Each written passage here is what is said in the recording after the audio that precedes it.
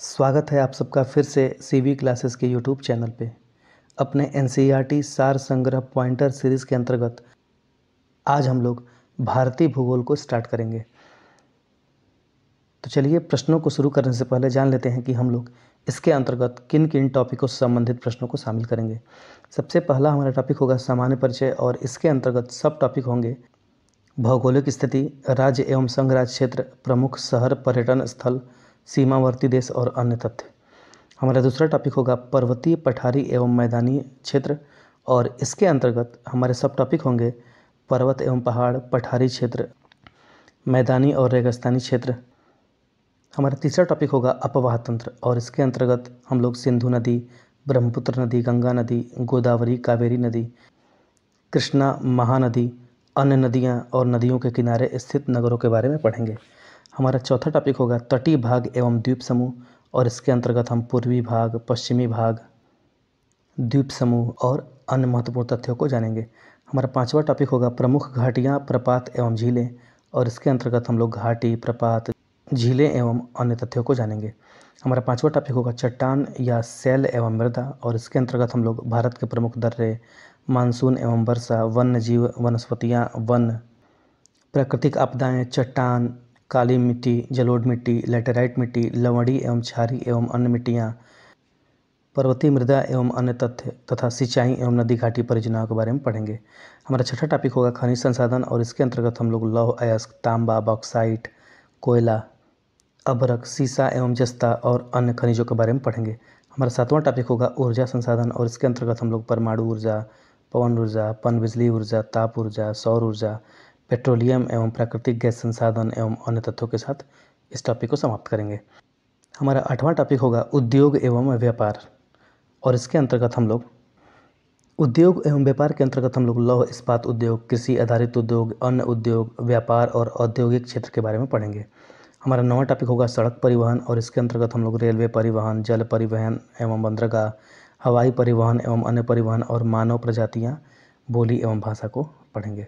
हमारा 10वां टॉपिक होगा कृषि एवं पशुपालन और कृषि एवं पशुपालन के अंतर्गत हम लोग चावल, गेहूँ, कहवा, चाय, गन्ना, जूट, कपास, सोयाबीन, तिलहनी फसलें, अन्य फसलें, फल, पशुपालन, मछली पालन, प्रमुख अनुसंधान केंद्र और अंत में विविध के साथ इस भारतीय भूगोल को समाप्त करेंगे।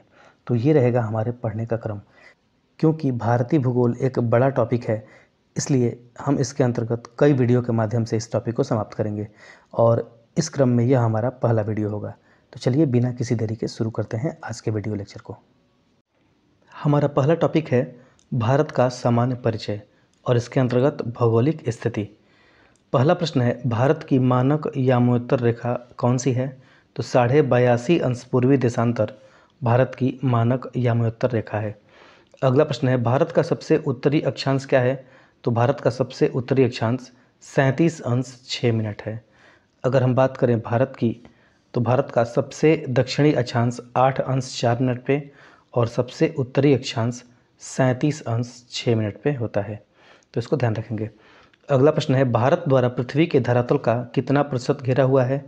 तो भारत द्वारा पृथ्वी के धरातल का कुल 2.4% घेरा हुआ है। अगला प्रश्न है भारत की स्थल सीमा की लंबाई कितनी है? तो भारत की कुल स्थल सीमा की लंबाई 15,200 किलोमीटर है। अगला प्रश्न है भारत का सबसे दक्षिणी छोर कौन सा है? तो भारत का सबसे दक्षिणी छोर इंदिरा पॉइंट है। अगला प्रश्न है प्रायद्वीपीय भारत का दक्षिणी छोर कन्याकुमारी कहाँ स्थित है? तो प्रायद्वीपीय भारत का दक्षिणी छोर कन्याकुमारी भूमध्य रेखा के उत्तर में स्थित है। जैसा कि यह 8 अंश 4 मिनट है और भूमध्य रेखा क्या होती है? 0 अंश, तो इसके उत्तर में यह स्थित है। अगला प्रश्न है भारत अपनी सबसे लंबी भूसीमा किसके साथ साझा करता है? तो भारत की सबसे लंबी भूसीमा बांग्लादेश के साथ है। अगला प्रश्न है भारत की लगभग कितने किलोमीटर की थल सीमा पड़ोसी देशों से जुड़ी हुई है? तो भारत के लगभग 15,106 किलोमीटर की सीमा पड़ोसी देशों से जुड़ी हुई है।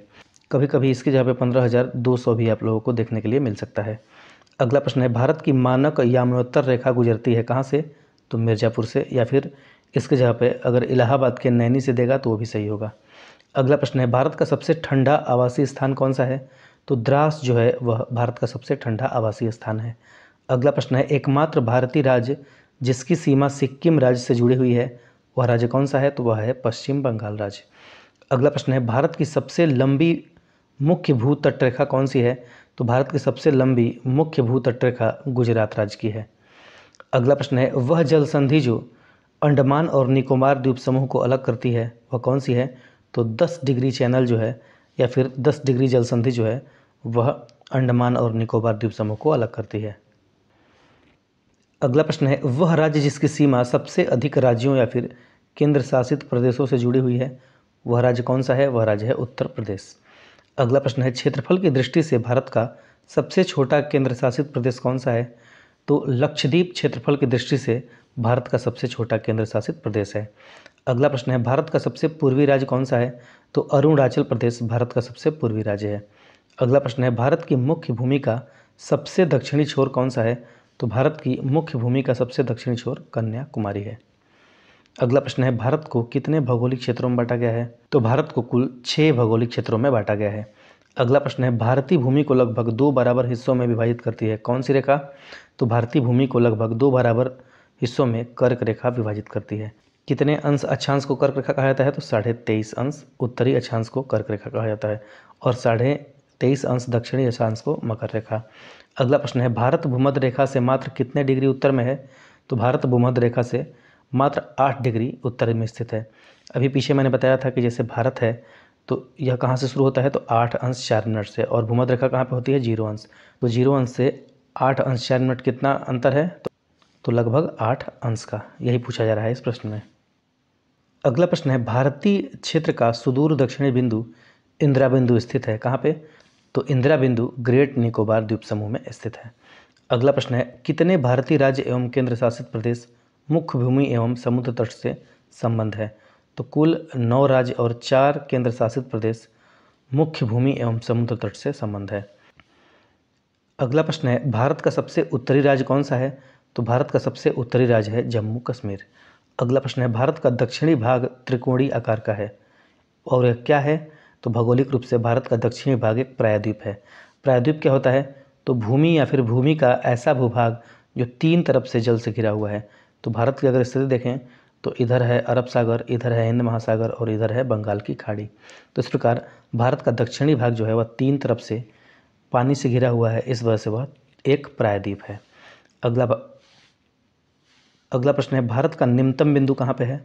तो भारत का निम्नतम बिंदु कुट्टनाड में है और यह चेन्नई में पड़ता है। अगला प्रश्न है, IST भारतीय स्टैंडर्ड समय PKT पाकिस्तान स्टैंडर्ड समय से कितने मिनट आगे है? तो भारतीय स्टैंडर्ड समय पाकिस्तान के स्टैंडर्ड समय से 30 मिनट आगे है।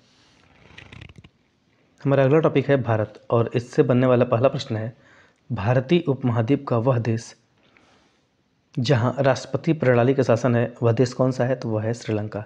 आपको बताना है कि भारतीय उपमहाद्वीप के अंतर्गत कौन कौन से देश आते हैं, कमेंट बॉक्स में टाइप करना है। अगला प्रश्न है, कितने भारतीय प्रदेशों से होकर कर्क रेखा गुजरती है? तो कर्क रेखा कुल 8 भारतीय राज्यों से होकर गुजरती है। अगला प्रश्न है, 80 अंश पूर्वी देशांतर और कर्क रेखा का मिलन बिंदु कहाँ पे है? तो 80 अंश पूर्वी देशांतर और कर्क रेखा का मिलन बिंदु मध्य प्रदेश राज्य में पड़ता है। अगला प्रश्न है, यदि भारत मानक समय यामोत्तर पर मध्याह्न है तो 120 अंश पूर्वी देशांतर पर स्थानीय समय क्या होगा? तो 120 अंश पूर्वी देशांतर पर 14:30 अर्थात 2:30 होगा। अच्छा, प्रश्न में पूछा क्या जा रहा है, चलिए इसको देख लेते हैं कि अगर प्रश्न में पूछा जा रहा है कि अगर भारत की जो मानक रेखा है कहाँ पे है? तो 82.5 अंश पूर्वी देशांतर। तो अगर भारत में 12 बजे हैं तो 120 अंश पूर्वी देशांतर पर क्या समय होगा? जब हम वर्ल्ड जियोग्राफी का अध्ययन करेंगे तो उसमें पढ़ेंगे कि जैसे जैसे पूरब में बढ़ते जाते हैं तो अक्षांश के हिसाब से समय भी बढ़ता जाता है और 1 अंश पे यह 4 मिनट समय बढ़ जाता है। जैसे 0 अंश देशांतर पर अगर 12 बज रहे हैं तो 1 अंश देशांतर पे उस समय 12:04 बजेंगे। तो ठीक उसी तरह अगर भारत में 82.5 अंश पूर्वी देशांतर पर 12 बजा है तो पूछा जा रहा है कि 120 अंश पूर्वी देशांतर पर कितना टाइम होगा? तो अंतर कितना है 82.5 और 120 का? तो यह अंतर लगभग 37.5 अंश होगा और 1 अंश बराबर क्या होता है? 1 अंश बराबर होता है 4 मिनट। तो 37.5 अंश बराबर कितना होगा? कुल 150 मिनट। और 150 मिनट को अगर घंटा में बदलेंगे तो कितना हो जाएगा, 150 मिनट को अगर घंटा में बदला जाएगा 2 घंटा 30 मिनट, तो 12 में 2 घंटा 30 मिनट जोड़ने पे कितना आ जाएगा, 14:30। यही हमारा राइट आंसर होगा। हालांकि इसकी चर्चा हम लोग जब अपनी वर्ल्ड ज्योग्राफी की क्लास स्टार्ट करेंगे उसमें करेंगे। अगला प्रश्न है, मालदीव के साथ भारत की समुद्री सीमा बनाता है कौन सा चैनल, तो 8 डिग्री चैनल जो है वह मालदीव के साथ समुद्री सीमा बनाता है। अगला प्रश्न है, 9 डिग्री चैनल अवस्थित है कहाँ पे, तो लक्षद्वीप और मिनिकॉय के बीच 9 डिग्री चैनल स्थित है। अगला प्रश्न है, यदि अरुणाचल प्रदेश में तीरप में सूर्योदय 5 बजे प्रातः IST पर होता है तो गुजरात में कांडला में सूर्योदय का समय कितना होगा, तो गुजरात में उस समय लगभग 7 बजे होंगे। अरुणाचल प्रदेश और गुजरात के समय के बीच 2 घंटे का अंतर पाया जाता है, और ऐसा क्यों होता है, क्योंकि देशांतरी विस्तार के कारण। अगर यह हमारा भारत है तो यहाँ और यहाँ के देशांतरी रेखा में लगभग 30 अंश का अंतर रहता है, और 1 अंश बराबर कितना होता है, 4 मिनट, तो 30 अंश बराबर 120 मिनट बराबर 2 घंटे। इस वजह से भारत के सबसे पूर्वी और सबसे पश्चिमी बिंदु में कुल 2 घंटे का अंतर होता है। अगला प्रश्न है, भारत का वह राज्य जहाँ सूरज सबसे पहले दिखाई देता है, तो अरुणाचल प्रदेश वह राज्य है जहाँ पर सबसे पहले सूरज दिखाई देता है। अगला प्रश्न है, भारत ने नई सहस्त्राब्दी के सूर्योदय की पहली किरण किस देशांतर पर देखी, तो 92 अंश 30 मिनट पूर्वी देशांतर पर, जहाँ की अरुणाचल प्रदेश स्थित है। अगला प्रश्न है, भारत का ग्रीनविच कहा जाने वाला स्थान कौन सा है, तो भारत के उज्जैन को भारत का ग्रीनविच कहा जाता है। अगला प्रश्न है, रेडक्लिफ लाइन सीमा निर्धारित करती है किसके किसके बीच में, तो रेडक्लिफ लाइन भारत एवं पाकिस्तान के बीच में स्थित सीमा रेखा है। अगला प्रश्न है, डूरंड लाइन किसके साथ भारत की सीमा निर्धारित करती थी, तो डूरंड लाइन भारत और अफगानिस्तान के बीच सीमा निर्धारित करती थी। क्यों सीमा निर्धारित करती थी लिखा गया है, क्योंकि वर्तमान में उस भारतीय क्षेत्र पर पाकिस्तान का कब्जा है। अगला प्रश्न है, भारत का प्राचीनतम भाग है कौन सा, तो दक्कन का जो पठार है वह भारत का सबसे प्राचीनतम भूभाग है।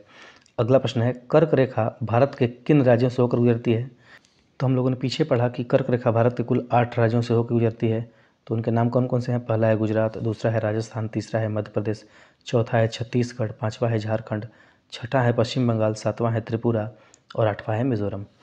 अगला प्रश्न है, LAC वास्तविक नियंत्रण रेखा है किसके किसके बीच में, तो भारत और चीन के बीच एक प्रभावी सीमा जो है वह LAC है। LAC का मतलब लाइन ऑफ एक्चुअल कंट्रोल। अगला प्रश्न है, भारत पृथ्वी के किस गोलार्ध में स्थित है, तो भारत पृथ्वी के उत्तरी गोलार्ध में स्थित है। अगला प्रश्न है, भारत के पश्चिमी बिंदु का नाम क्या है, तो भारत के पश्चिमी बिंदु का नाम है गौरमोती। और वहीं पूछा जाए कि भारत के पूर्वी बिंदु का नाम क्या है, तो वह है क्या है, कीबीथू, इसको ध्यान रखेंगे।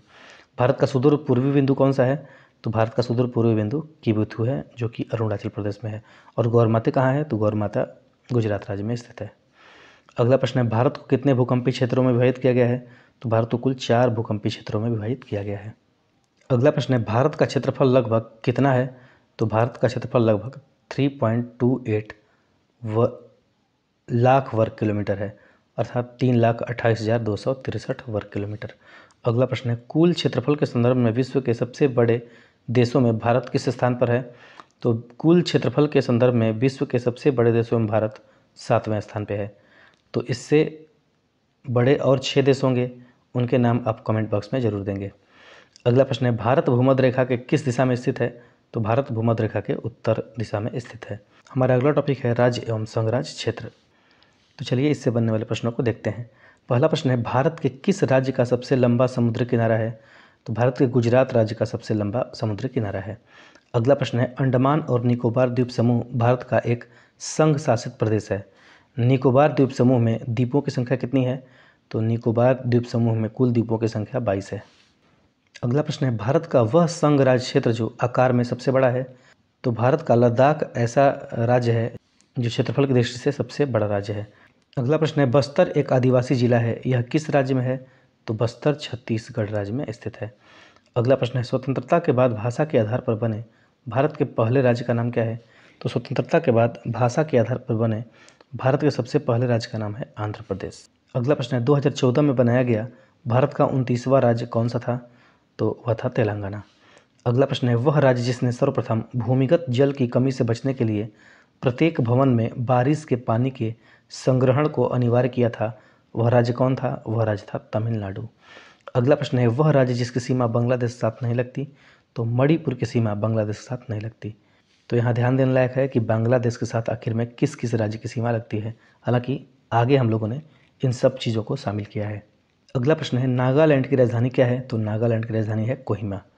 अगला प्रश्न है त्रिपुरा की राजधानी क्या है? तो त्रिपुरा की राजधानी है अगरतला। अगला प्रश्न है हिमाचल प्रदेश की दूसरी राजधानी क्या है? तो हिमाचल प्रदेश की दूसरी राजधानी है धर्मशाला। आप कमेंट बॉक्स में बताइए कि हिमाचल प्रदेश की पहली राजधानी कौन सी है। अगला प्रश्न है आंध्र प्रदेश की नई राजधानी क्या है? तो आंध्र प्रदेश की नई राजधानी है अमरावती। अगला प्रश्न है केंद्र शासित प्रदेश दादर और नगर हवेली की राजधानी क्या है? तो केंद्र शासित प्रदेश दादर और नगर हवेली की राजधानी है सिलवासा। अगला प्रश्न है ओडिशा की सीमा कितने भारतीय राज्यों से जुड़ी है? तो ओडिशा की सीमा कुल 4 भारतीय राज्यों से जुड़ी है। अगला प्रश्न है केरल में तट नारियल के पेड़ों के साथ रेखांकित खूबसूरत बैक वाटर है, कहाँ पे? तो मालाबार में। अगला प्रश्न है झारखंड के पूर्व दिशा में कौन सा राज्य है? तो झारखंड के पूर्व दिशा में पश्चिम बंगाल राज्य स्थित है। अगला प्रश्न है पोर्ट ब्लेयर स्थित है कहाँ पे? तो दक्षिणी अंडमान में पोर्ट ब्लेयर स्थित है। अगला प्रश्न है क्षेत्रफल के आधार पर भारत का सबसे बड़ा राज्य कौन सा है? तो क्षेत्रफल के आधार पर भारत का सबसे बड़ा राज्य है राजस्थान। अगला प्रश्न सुमेलन वाला है। पहली सूची में केंद्र शासित प्रदेश दिए गए हैं और दूसरी सूची में उनकी राजधानियाँ। बात करें दादरा एवं नगर हवेली की तो इसकी राजधानी है सिलवासा। दमन दीव की राजधानी है दमन। लक्षद्वीप की राजधानी है कवरत्ती और अंडमान और निकोबार द्वीप समूह की राजधानी है पोर्ट ब्लेयर। और पोर्ट ब्लेयर कहाँ पर स्थित है? तो दक्षिणी अंडमान में। अगला प्रश्न है सिलवासा राजधानी है किसकी? तो दादरा एवं नगर हवेली की। अगला प्रश्न है मिजोरम की राजधानी क्या है? तो मिजोरम की राजधानी है आइजोल। आपको सभी राज्यों और राजधानियों को भी ध्यान देना है। अगला प्रश्न है अंडमान और निकोबार द्वीप समूह की राजधानी क्या है? तो इसकी राजधानी है पोर्ट ब्लेयर। अगला प्रश्न है अरेबियन समुद्र की रानी किसे कहा जाता है? तो कोच्चि को अरेबियन समुद्र की रानी कहा जाता है। अगला प्रश्न है अरुणाचल प्रदेश की राजधानी क्या है? तो अरुणाचल प्रदेश की राजधानी है ईटानगर। अगला प्रश्न है जम्मू कश्मीर सरकार की ग्रीष्मकालीन राजधानी क्या है? तो जम्मू कश्मीर सरकार की ग्रीष्मकालीन राजधानी है श्रीनगर। अगला प्रश्न है लक्का द्वीप सागर को और किस नाम से जाना जाता है? तो लक्का द्वीप सागर को लक्षद्वीप सागर के नाम से भी जाना जाता है। अगला प्रश्न है क्षेत्रफल के मामले में भारत का सबसे बड़ा केंद्र शासित प्रदेश कौन सा है? तो क्षेत्रफल के मामले में भारत का सबसे बड़ा केंद्र शासित प्रदेश है अंडमान और निकोबार द्वीप समूह। अगला प्रश्न है वह भारतीय शहर जिसको मोतियों के शहर के रूप में जाना जाता है क्योंकि एक समय यही केवल बड़े हीरे और प्राकृतिक मोतियों का वैश्विक केंद्र बताया जाता था। तो वह शहर कौन सा है जिसे मोतियों के शहर के नाम से जाना जाता है? वह है हैदराबाद। अगला प्रश्न है नदी द्वीप माजुली जो भारत का पहला और एकमात्र द्वीप जिला बन गया है, यह किस राज्य में स्थित है? तो नदी द्वीप माजुली जो है वह असम राज्य में स्थित है। अगला प्रश्न है अद्वितीय प्रयोगात्मक शहर ओरोविले स्थित है कहाँ पे? तो ओरोविले पुडुचेरी में स्थित है। अगला प्रश्न है राजस्थान का सबसे बड़ा शहर कौन सा है? तो राजस्थान का सबसे बड़ा शहर है जयपुर। अगला प्रश्न है उत्तराखंड की राजधानी है क्या? तो उत्तराखंड की राजधानी है देहरादून। अगला प्रश्न है असम की राजधानी है क्या? तो असम की राजधानी है दिसपुर। अगला प्रश्न है गुजरात का क्षेत्रफल कितना है? तो गुजरात का कुल क्षेत्रफल है 1,96,024 वर्ग किलोमीटर। अगला प्रश्न है भारत का वह शहर जिसका उपनाम सिटी ऑफ जॉय है? तो कलकत्ता का उपनाम है सिटी ऑफ जॉय। अगला प्रश्न है वह आधुनिक भारतीय राज्य जिसमें कोंकण मराठावाड़ और विदर्भ के क्षेत्र स्थित हैं, वह राज्य कौन सा है? तो मराठावाड़ विदर्भ और कोंकण महाराष्ट्र राज्य में स्थित हैं। अगला प्रश्न है भारत में वह केंद्र शासित प्रदेश जो 2 राज्यों की राजधानी भी है, वह प्रदेश कौन सा है? वह है चंडीगढ़। आपको बताना है कि चंडीगढ़ किन 2 राज्यों की राजधानी है। अगला प्रश्न है भुवनेश्वर से पूर्व उड़ीसा की राजधानी क्या थी? तो भुवनेश्वर से पूर्व उड़ीसा की राजधानी थी कटक। अगला प्रश्न है उत्तराखंड कब अस्तित्व में आया था? तो उत्तराखंड सन 2000 ईस्वी में अस्तित्व में आया था। अगला प्रश्न है भारत का सबसे बड़ा संघ राज्य जनसंख्या की दृष्टि से कौन सा है? तो भारत का सबसे बड़ा संघ राज्य जनसंख्या की दृष्टि से दिल्ली है। अगला प्रश्न है सारनाथ स्थित है कहाँ पे? तो सारनाथ उत्तर प्रदेश में स्थित है।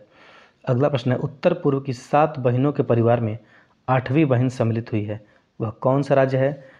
तो उत्तर पूर्व की 7 बहनों के परिवार में 8वीं बहन के रूप में सिक्किम राज्य को शामिल किया गया है। अगला प्रश्न है वह राज्य जो 3 तरफ से बांग्लादेश से घिरा हुआ है, तो वह राज्य है त्रिपुरा। अगला प्रश्न है वह नगर जो भारत के किसी राज्य की राजधानी नहीं है? तो गुवाहाटी जो है किसी भी भारतीय राज्य की राजधानी नहीं है। इस प्रश्न को शामिल करने का क्या अर्थ है? इसका मतलब आपको राज्यों और उनकी राजधानियों को ध्यान देना है। कई बार 4 शहरों के नाम देके आपसे पूछा जा सकता है कि इनमें से कौन सी किसी राज्य की राजधानी है या फिर नहीं है। अगला टॉपिक है प्रमुख शहर और पर्यटन स्थल। चलिए इससे बनने वाले प्रश्नों को देखते हैं। पहला प्रश्न है, वह शहर जिसको राजस्थान का सफ़ेद शहर कहा जाता है, वह शहर कौन सा है? वह है उदयपुर।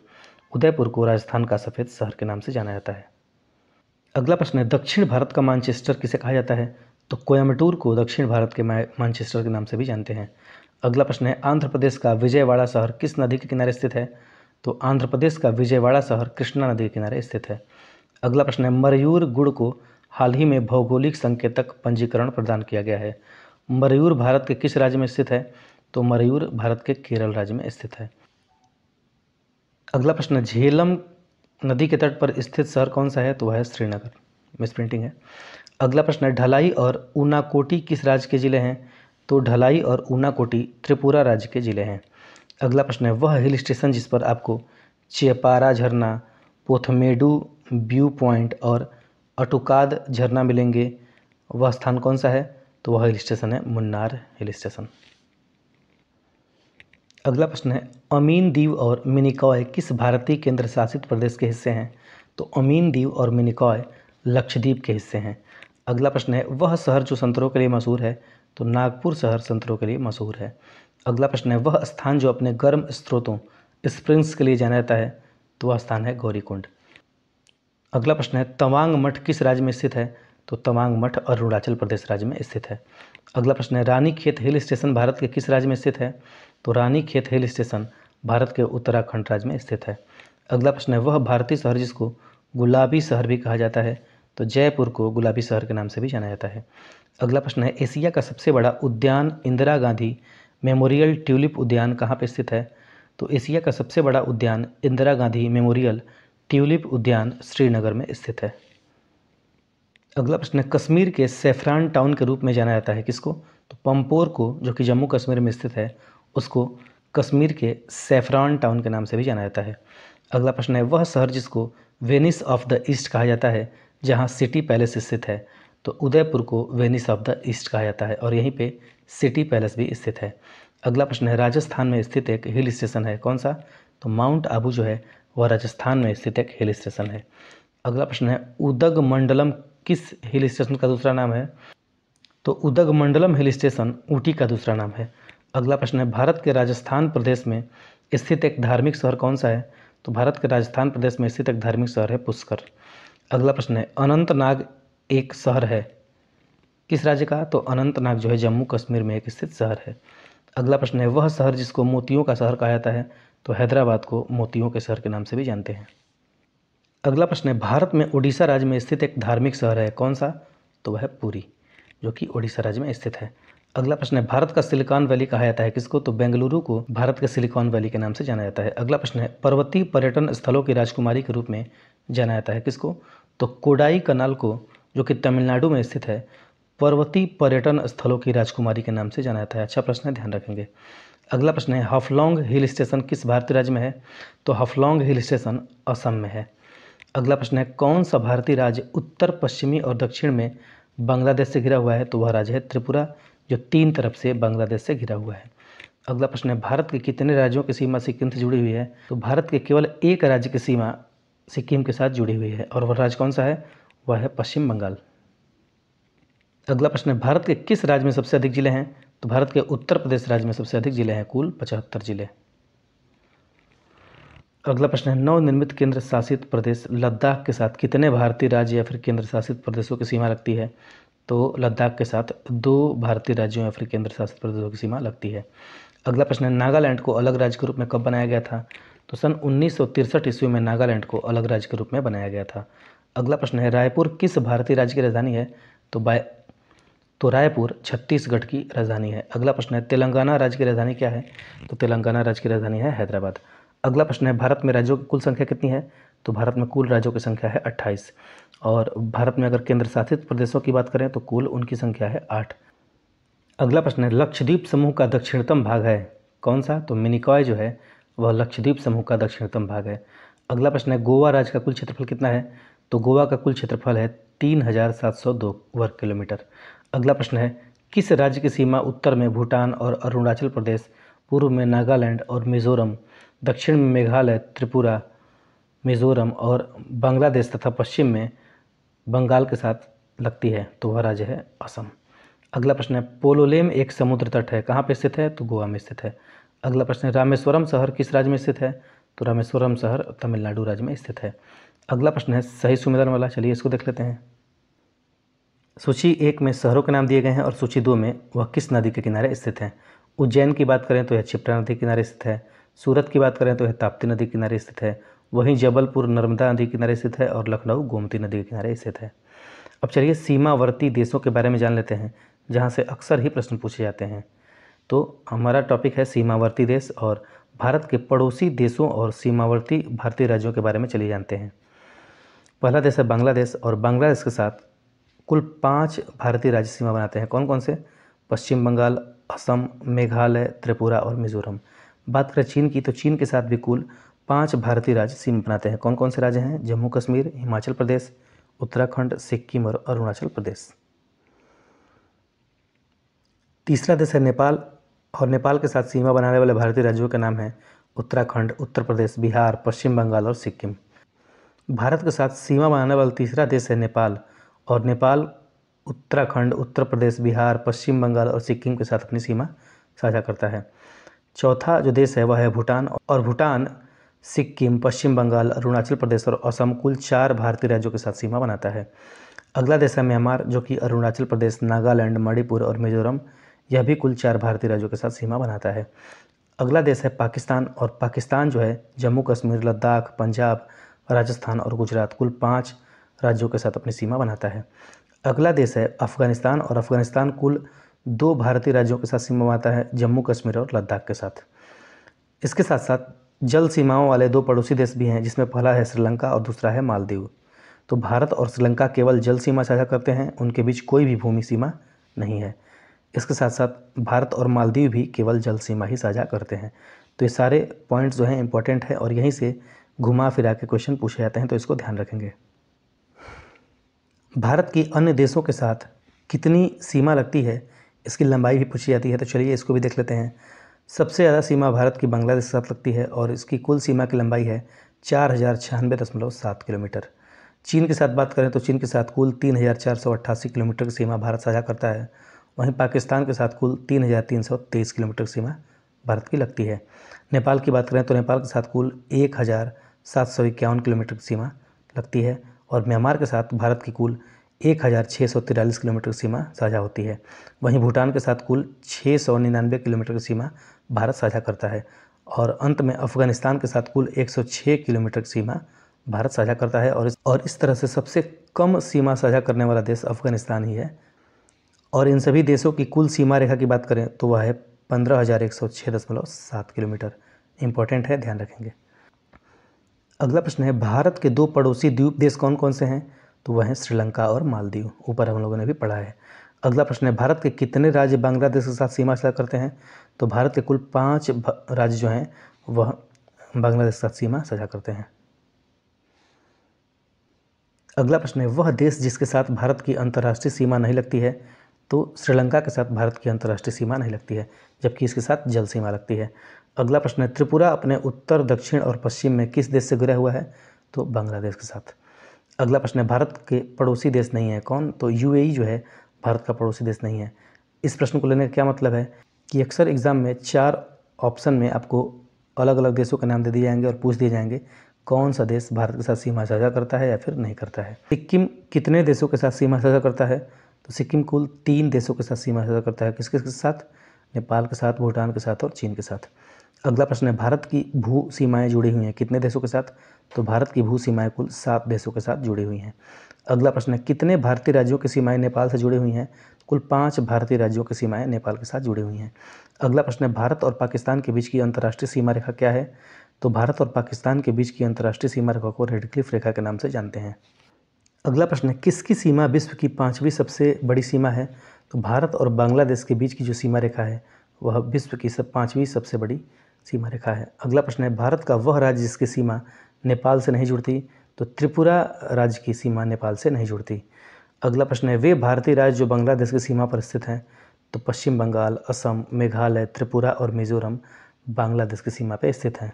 अगला प्रश्न है, 3 देशों के साथ सीमाएं साझा करता है कौन सा राज्य? तो पश्चिम बंगाल जो है वह 3 देशों के साथ सीमाएं साझा करता है।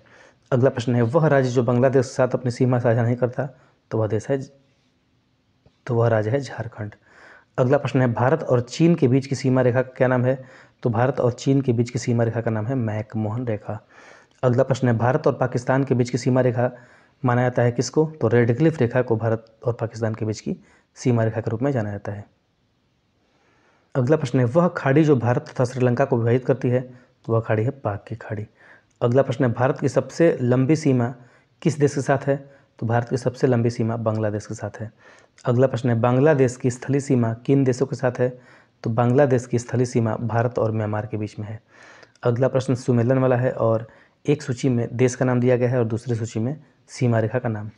तो बात करें अगर भारत तथा चीन के मध्य की सीमा रेखा को, तो उसको मैकमोहन रेखा के नाम से जाना जाता है।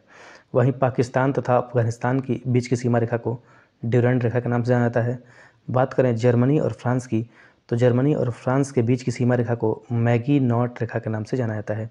वहीं यूएसए और कनाडा के बीच की सीमा रेखा को 49वीं समानांतर रेखा कहा जाता है। अगला प्रश्न है, भारत के वे राज्य या फिर संघ राज्य जो पाकिस्तान से सीमा बनाते हैं, तो वे राज्य कौन कौन से हैं, तो पंजाब, जम्मू एवं कश्मीर, राजस्थान और गुजरात, जो कि पाकिस्तान के साथ सीमा साझा करते हैं। अगला प्रश्न है, म्यांमार सीमा के सहारे भारतीय राज्यों का उत्तर से दक्षिण का सही क्रम कौन कौन सा है, तो म्यांमार के साथ सीमा साझा करने वाले भारतीय राज्यों का उत्तर से दक्षिण का क्रम है, सबसे उत्तर में है अरुणाचल प्रदेश, उसके बाद नागालैंड, उसके बाद मणिपुर, उसके बाद मिजोरम। तो इस तरह से भी प्रश्न एग्जाम में पूछे जाते हैं। अगला प्रश्न है, भारत के कितने राज्य और केंद्र शासित प्रदेश उत्तर प्रदेश के सीमावर्ती हैं, तो भारत के कुल 9 राज्य और केंद्र शासित प्रदेश उत्तर प्रदेश के साथ सीमा साझा करते हैं। आपको उन 9 राज्यों और एक केंद्र शासित प्रदेश का नाम बताना है। अगला प्रश्न है, LAC वास्तविक नियंत्रण रेखा भारत और किस देश के बीच प्रभावी सीमा है, तो LAC जो है भारत और चीन के बीच में स्थित है। अगला प्रश्न है, अफगानिस्तान के साथ भारतीय सीमा की लंबाई कितनी है, तो अफगानिस्तान के साथ कुल भारतीय सीमा की लंबाई है 106 किलोमीटर और इस तरह से अफगानिस्तान के साथ भारत अपने सबसे कम सीमा रेखा साझा करता है। अगला प्रश्न है, क्षेत्रफल की दृष्टि से भारत का सबसे छोटा पड़ोसी देश कौन सा है, तो क्षेत्रफल की दृष्टि से भारत का सबसे छोटा पड़ोसी देश है मालदीव। अगला प्रश्न है, किस देश के साथ भारत की सबसे लंबी अंतर्राष्ट्रीय सीमा लगी हुई है, तो बांग्लादेश के साथ भारत की सबसे लंबी अंतर्राष्ट्रीय सीमा लगी हुई है। अगला प्रश्न है, भारत और भूटान के बीच सीमा कितने भारतीय राज्यों से लगती है, तो भारत और भूटान के बीच कुल 4 भारतीय राज्यों की सीमा लगती है। अगला प्रश्न है, किस देश के साथ बिहार अपनी सीमा साझा करता है, तो नेपाल ऐसा देश है जिसके साथ बिहार अपनी सीमा रेखा साझा करता है। अगला प्रश्न है, पूर्व में भारत की सीमा किन देशों से लगती है, तो पूर्व में भारत की सीमा म्यांमार और बांग्लादेश के साथ लगती है। अगला प्रश्न है, गुजरात की सीमा किस पड़ोसी देश के साथ लगती है, तो गुजरात की सीमा पाकिस्तान के साथ लगती है। अगला प्रश्न है, भारत के किस पड़ोसी देश में प्रसिद्ध कटास राज मंदिर परिसर है जिसमें कई धर्मों के मंदिर हैं, तो कटास राज मंदिर परिसर जो है वह पाकिस्तान देश में स्थित है। अगले टॉपिक में हम अन्य महत्वपूर्ण तथ्यों को जानेंगे जो परीक्षा की दृष्टि से महत्वपूर्ण है। पहला प्रश्न है, वह जिला जो भारत की अंतर्राष्ट्रीय सीमा पर स्थित है, तो वह जिला है किन्नौर जिला और यह हिमाचल प्रदेश राज्य में स्थित है। अगला प्रश्न है, भारत का विश्व में क्षेत्रफल के आधार पर स्थान कौन सा है, तो भारत का विश्व में क्षेत्रफल के आधार पर स्थान 7वां है। अगला प्रश्न है, गोवा राज्य की राजधानी क्या है, तो गोवा की राजधानी है पणजी। अगला प्रश्न है, मानेसर, डूंगरपुर, चूरू, नारलाई शहर भारत के किस राज्य में है, तो ये सभी शहर भारत के राजस्थान राज्य में स्थित हैं। अगला प्रश्न है, भारत दक्षिण एशिया का तीसरा सबसे बड़ा देश है जो पृथ्वी के भू क्षेत्रफल के कितने भाग में फैला है, तो भारत पृथ्वी के भू क्षेत्र के 2.4% हिस्से पे फैला है। अगला प्रश्न है, भारत पूरी तरह से पृथ्वी के किस गोलार्ध में और किस भाग में स्थित है, तो भारत पूरी तरह से पृथ्वी के उत्तरी गोलार्ध में और पूर्वी भाग में स्थित है। अगला प्रश्न है, भारतीय मानक समय ग्रीनविच माध्य समय से कितना आगे है, तो भारतीय मानक समय ग्रीनविच माध्य टाइम से 5 घंटा 30 मिनट आगे है। अगला प्रश्न है, भारतीय मानक समय को सटीक ढंग से दर्शाया जाता है कैसे, तो GMT + 5:30। अगला प्रश्न है, वह शहर जिसको पूर्व का स्कॉटलैंड कहा जाता है, तो वह शहर है शिलांग। शिलांग को पूर्व का स्कॉटलैंड कहा जाता है। अगला प्रश्न है, गुजरात से अरुणाचल प्रदेश के समय में कितने घंटे का पश्च अंतराल होता है, तो गुजरात से अरुणाचल प्रदेश के बीच में कुल 2 घंटे का पश्च अंतराल होता है। अगला प्रश्न है, सबसे पूर्वी अरुणाचल प्रदेश में सूर्योदय सबसे पश्चिमी गुजरात में सूर्योदय से कितने घंटे पहले होता है, तो 2 घंटे पहले। अगला प्रश्न है, वह जलडमरू मध्य जो भारत के तमिलनाडु को श्रीलंका के मन्नार से पृथक करता है, तो वह जलडमरू मध्य है पाक जलडमरू मध्य। अगला प्रश्न है, भारत की जल सीमा रेखा कितने देशों के साथ मिलती है, तो भारत की जल रेखा सीमा कुल 7 देशों के साथ मिलती है। अगला प्रश्न है, भारत और श्रीलंका को कौन सी जलडमरू मध्य अलग करता है, तो भारत और श्रीलंका को पाक जलडमरू मध्य अलग करता है। अगला प्रश्न है, भारत के प्रादेशिक जल क्षेत्र का विस्तार है कितने तक, तो भारत के प्रादेशिक जल का विस्तार है तट से 12 समुद्री मील तक। अगला प्रश्न है, भारत का वह राज्य जिससे कर्क रेखा नहीं गुजरती, तो भारत के मणिपुर राज्य से कर्क रेखा नहीं गुजरती। अगला प्रश्न है, मुंबई से गोवा के बीच भारत के पश्चिमी तट के विस्तार को किसके रूप में जाना जाता है, तो मुंबई से गोवा के बीच के भारत के पश्चिमी तट के विस्तार को कोंकण तट के रूप में जाना जाता है। अगला प्रश्न है, कौन सी जल संधि या फिर जलडमरू मध्य ग्रेट निकोबार द्वीप और इंडोनेशिया के सुमात्रा द्वीप के बीच में स्थित है, तो ग्रैंड जल संधि जो है वह ग्रेट निकोबार द्वीप और इंडोनेशिया के सुमात्रा द्वीप के बीच में स्थित है। अगला प्रश्न है, वर्कला, चौवारा, चवाकड़ और नतीका किस राज्य में समुद्री तट हैं, तो ये सभी समुद्री तट केरल राज्य में स्थित हैं। अगला प्रश्न है, भारत में सबसे लंबा समुद्री तट सी बीच है कौन सा, तो मरीना बीच जो है भारत का सबसे लंबा समुद्री तट या फिर सी बीच है। अगला प्रश्न सुमेलन वाला है, सूची 1 में ब्लू फ्लैग प्रमाणन प्राप्त तटों का नाम दिया गया है और सूची 2 में उनकी अवस्थिति को दिया गया है कि वह कहाँ पर स्थित है। घोघला की बात करें तो वह दीव में स्थित है, कासरकोड की बात करें तो यह कर्नाटक राज्य में स्थित है, वहीं कप्पड़ जो है वह केरल में स्थित है और रुसिकोंडा जो है वह आंध्र प्रदेश में स्थित है। अगला प्रश्न भी सही सुमेलन वाला है, जिसमें चंडीगढ़ की बात करें तो चंडीगढ़ प्रशासनिक नगर के रूप में जाना जाता है, वहीं शांति निकेतन की बात करें तो शांति निकेतन शैक्षिक नगर के रूप में जाना जाता है, वहीं धनबाद की बात करें तो धनबाद को खनन नगर के रूप में जाना जाता है और वहीं आबू की बात करें तो आबू पर्यटन नगर के रूप में जाना जाता है। तो ये रहा हमारा NCERT सार संग्रह पॉइंटर सीरीज़ का जियोग्राफी का पहला पार्ट। आशा है कि आप लोगों को यह लेक्चर पसंद आया होगा, और पसंद आया है तो जितना हो सके दोस्तों के साथ शेयर करें और चैनल को सब्सक्राइब नहीं किया है तो सब्सक्राइब जरूर करें। मिलते हैं अपने अगले वीडियो में इसके अगले पार्ट के साथ। इसके साथ साथ एक जानकारी और है कि हम लोगों ने कई विषयों की सीरीज़ भी स्टार्ट की है, जिसमें कि संपूर्ण मध्यकालीन भारतीय इतिहास की सीरीज़ है। इसके साथ साथ भारतीय राष्ट्रीय आंदोलन की सीरीज़ भी हम लोगों ने स्टार्ट की है, तो आप जाकर उसको चेकआउट कर सकते हैं। चलिए मिलते हैं अगले पार्ट के साथ। Thank you.